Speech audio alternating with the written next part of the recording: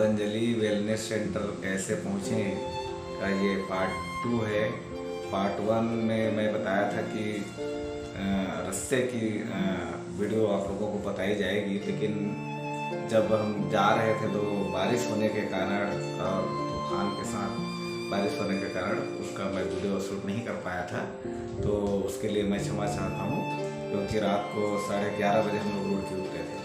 तो जब भी कोई भी अपना इलाज कराने के लिए फेज 2 पतंजलि वेलनेस सेंटर के लिए जाते हैं, अगर दिल्ली मेरठ रास्ते से होते हुए जाते हैं, बाय ट्रेन जाते हैं, तो आप सबसे पहले रुड़की उतर जाना, क्योंकि रुड़की से हरिद्वार का जो समय लगता है ट्रेन में मोटा मोटा 1 घंटा लगता है। तो आपका 1 घंटा चला जाएगा। और अगर रात हो जाता है आपको हरिद्वार पहुंचने में, और रात को अगर आप यहाँ आते हैं वेलनेस सेंटर फेज 2, तो फिर आपका किराया ज़्यादा लगेगा। तो अगर आपको किराया बजट को भी ध्यान में रखना है तो आप 1 घंटा पहले रुड़की उतर जाइए, और रुड़की से उतरने के बाद रेलवे स्टेशन के बाहर में आपको लिए ऑटो या ई रिक्शा लगा रहता है।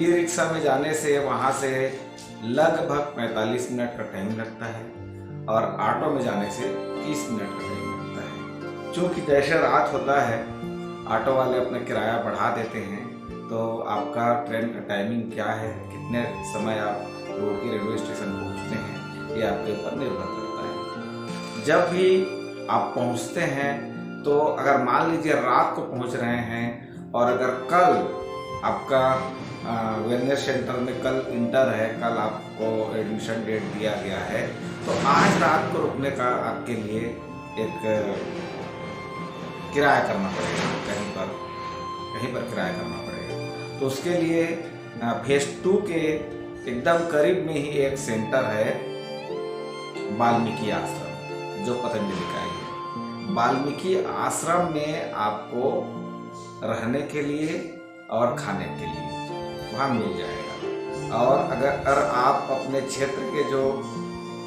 जिले के जो प्रभारी होते हैं पतंजलि योगपीठ के जिले के जो प्रभारी होते हैं, उनसे अगर लिखवा के ले जाएंगे, हैंड राइटिंग में लिखवा के ले जाएंगे उनका लेटर पैड में, तो आपको 3 दिन तक वहाँ रहने का और खाने का कोई किराया नहीं लगता। अगर नहीं लिखवा के जाएंगे तो आपको उसका किराया देना पड़ेगा। ठीक है, वहाँ किराया बहुत कम रेट है, आप अपने बजट में उसको कर सकते हैं, और लिखवा के ले जाएंगे तो बढ़िया है। अगर वहाँ आप एंट्री करते हैं पतंजलि वेलनेस सेंटर फेज 2 में, तो सबसे पहले आपके ईमेल आईडी में वहाँ से एक पेपर आया होगा, जिसके थ्रू आप ऑनलाइन रजिस्ट्रेशन कराए होंगे।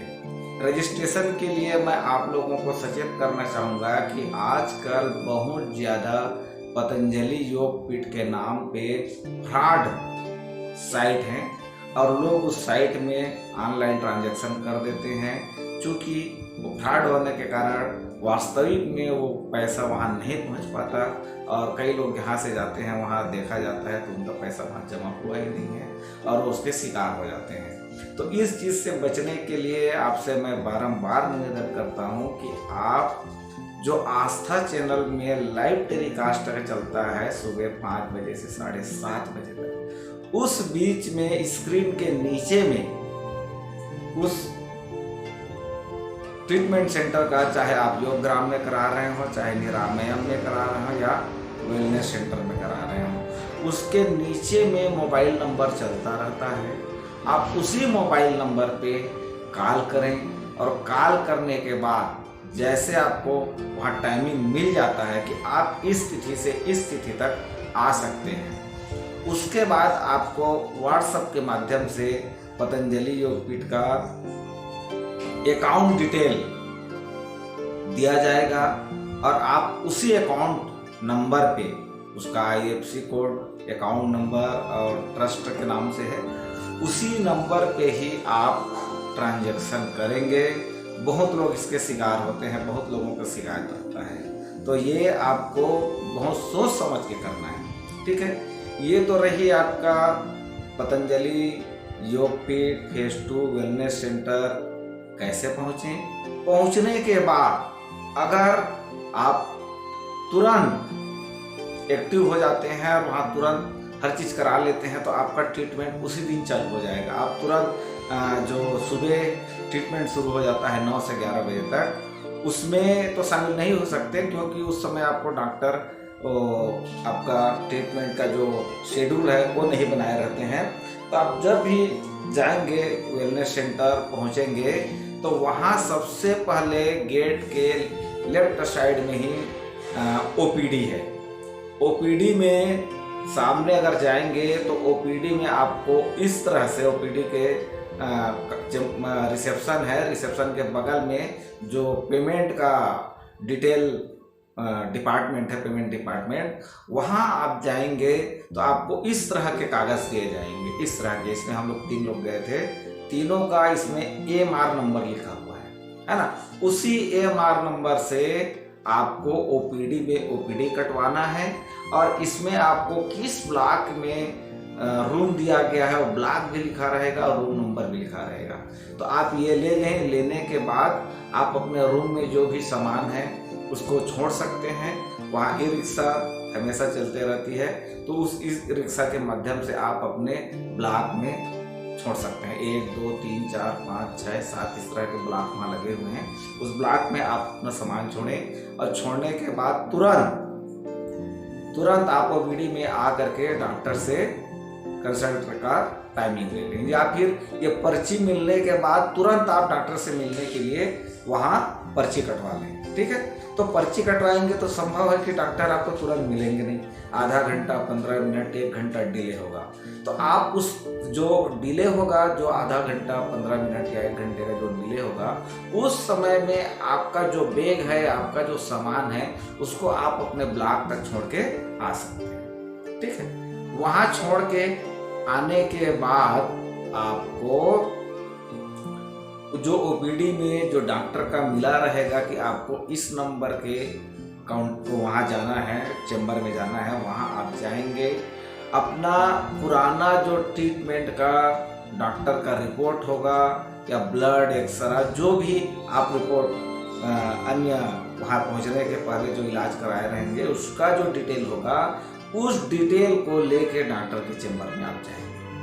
फिर अपनी बीमारी को बताएंगे कि ये मुझे तकलीफ है, वो तो डॉक्टर के पर्ची देखने के बाद समझ जाते हैं। तो उसके बाद आपको रोज का जो सुबह 4 बजे से रात 9 बजे तक का शेड्यूल है वो बने बनाए आपको प्रिंटेड मिलेगा। ठीक है, आप उसी के आधार पे आपको दिन भर का दिनचर्या है बना रहेगा।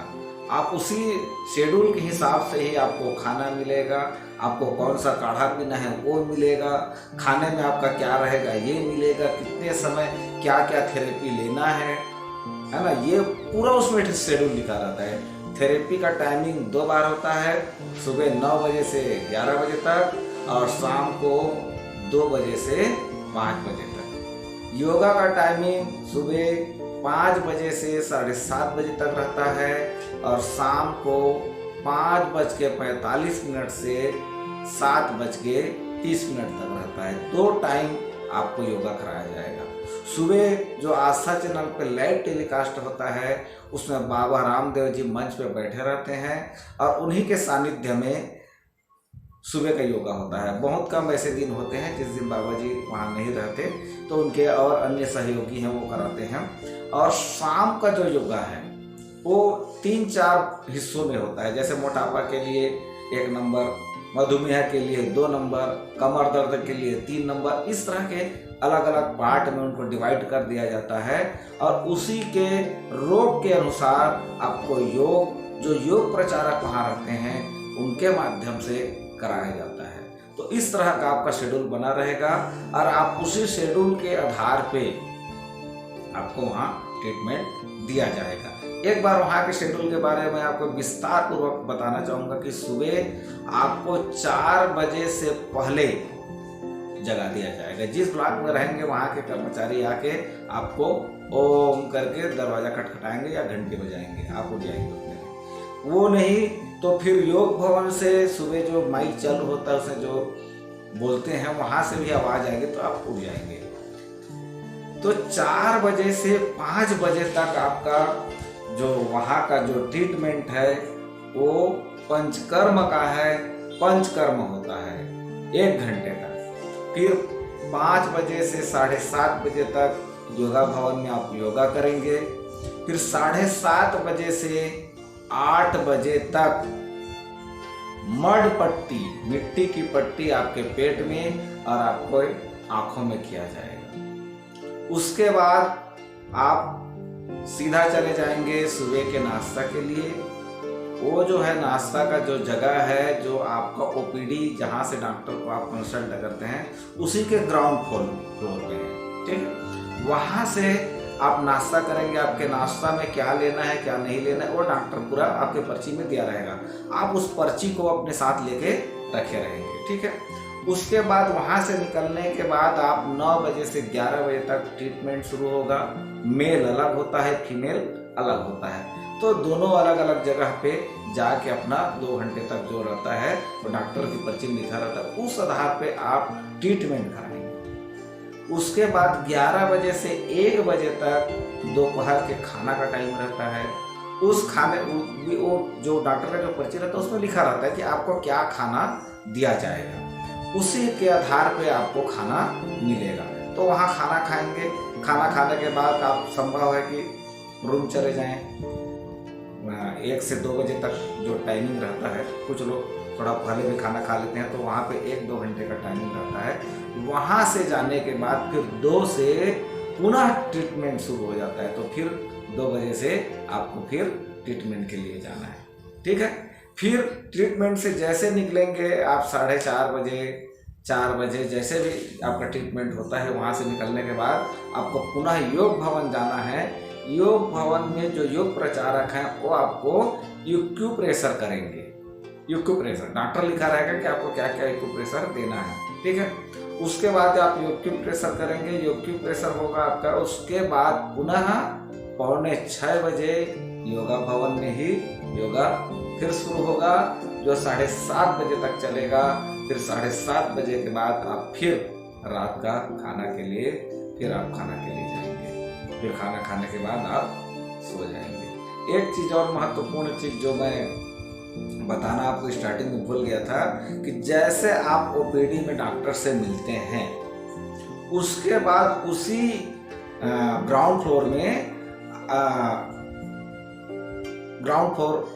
में ही आपको खाना मिलेगा, और जो डॉक्टर जो लिखा रहेगा उसका दवाई भी उसी ग्राउंड फ्लोर में ही मिलेगा, ठीक है। और डॉक्टर जहाँ बैठते हैं, जिस हॉल में बैठते हैं, एक बहुत बड़ा हॉल है, वहाँ अलग अलग चैम्बर बना हुआ है, वहीं आपको वहाँ का इक्विपमेंट मिलेगा, जिसका एक थैला रहता है। उस थैले के अंदर पूरा इक्विपमेंट रहता है। उसको आपको हमेशा लेकर के चलना है, और उसी के आधार पे आपको दिन भर गुजारा करना है। उसमें आपको एक गिलास भी रहेगा, और उसका मूल्य अभी हम लोग गए थे तो 1600 रुपये लिया गया था। अगले वीडियो में आपको ये बताएंगे कि उस थैले के अंदर आपको क्या क्या सामान रहता है, और कब कब क्या क्या सामान क्या क्या काम आता है।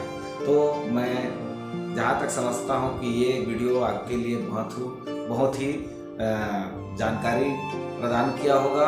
अगर आपको हमारा चैनल पसंद आते हैं तो हमारे इस चैनल को सब्सक्राइब करें, लाइक करें, शेयर करें, और बेल आइकन को ज़रूर दबाएं, ताकि हमारा आने वाला जब भी नया वीडियो आए तो आपको उसका नोटिफिकेशन मिलता रहे।